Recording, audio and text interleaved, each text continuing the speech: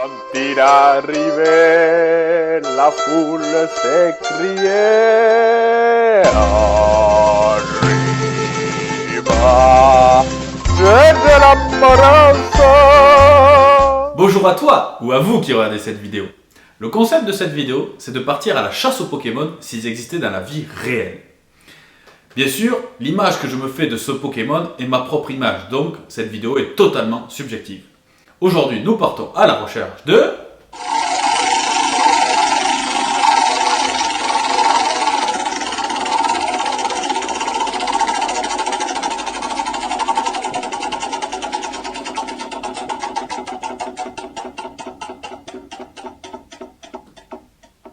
Bulbizarre.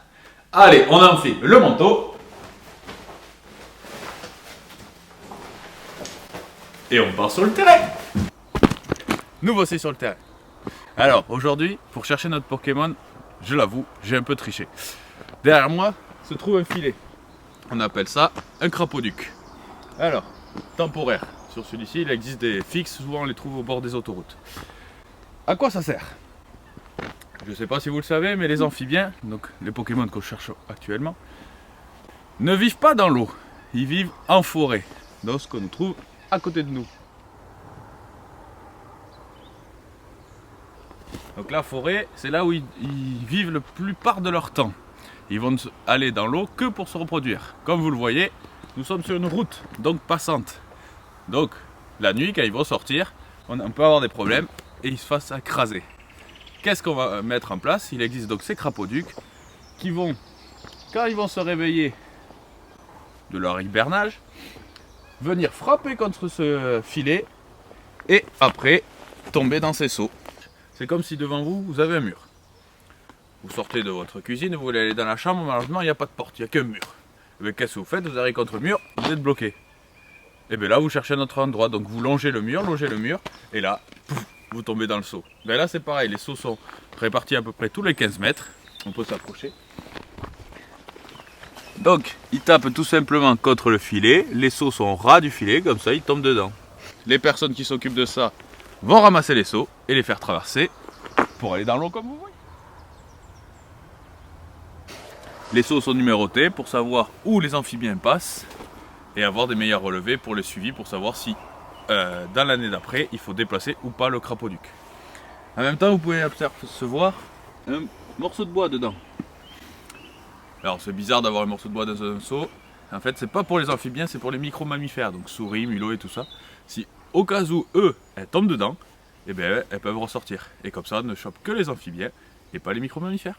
Donc, un seul Pokémon et pas tous. Allez, on va chercher. Attention, dans les images qui vont suivre, vous allez me voir manipuler des amphibiens. Il faut savoir qu'en France, la manipulation, la détention ou le transport de tous ces amphibiens, que ce soit tritons, salamandres ou crapauds et grenouilles, est strictement interdit.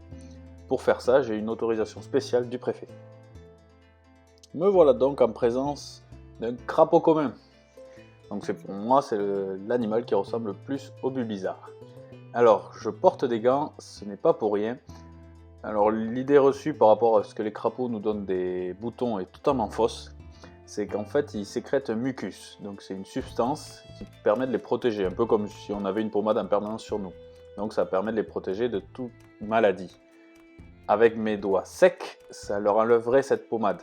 Donc je mets des gants pour éviter de l'enlever. Ils sécrètent aussi un venin qui permet de les protéger contre leurs prédateurs, inoffensifs pour l'homme. Les crapauds sont des animaux dits à sang froid, c'est-à-dire ils ne sont pas comme nous, ils ne régulent pas leur température à 37 degrés. Eux, quand dehors il fait 17, leur sang est à 17. Quand il fait 3, il est à 3. Et c'est comme nous avec le froid, plus il fait froid, moins on arrive à bouger. Ce matin, il faisait froid, donc il avait du mal à bouger. On est ici avec un crapaud commun mâle. Alors c'est pas la couleur qui permet d'identifier si c'est un mâle ou une femelle, et c'est non plus pas la taille, parce que ça peut être un jeune ou un vieux. Ça on peut pas savoir quel âge il a. En période de reproduction, c'est ces deux doigts, donc le pouce et l'index, qui sont de couleur noire, très très foncée, qui fait office d'antidérapant et permet de rester accroché à la femelle. Et voilà ce que ça donne. On appelle ça un amplexus. Alors pourquoi il fait ça ? Tout simplement, la reproduction chez les crapauds n'est pas interne, c'est-à-dire que la femelle va pondre des œufs et le crapaud va mettre sa substance dessus. Et pour être le premier sur les lieux, il s'agrippe à la femelle, va l'aider à pondre et mettre sa substance dessus. Pour la femelle, c'est un travail assez dur parce qu'elle va devoir porter le mâle jusqu'à l'étang et jusqu'à ce qu'elle ponde. Donc suivant où le mâle s'est accroché à elle, ils peuvent faire plusieurs mètres, voire plusieurs kilomètres.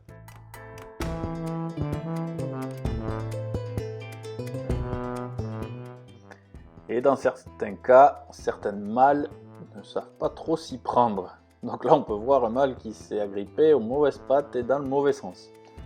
Alors pour les plus vieux qui regardent cette vidéo, ça fera peut-être penser à quelque chose. Je n'en dis pas plus là-dessus.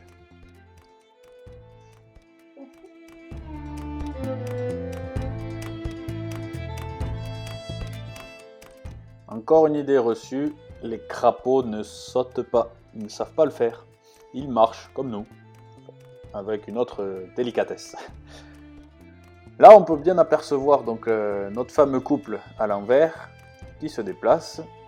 Donc, les crapauds sont dotés de 4 doigts à l'avant, donc normaux, et 4 doigts pareils à l'arrière, mais palmés, permettant de se déplacer beaucoup plus aisément dans l'eau.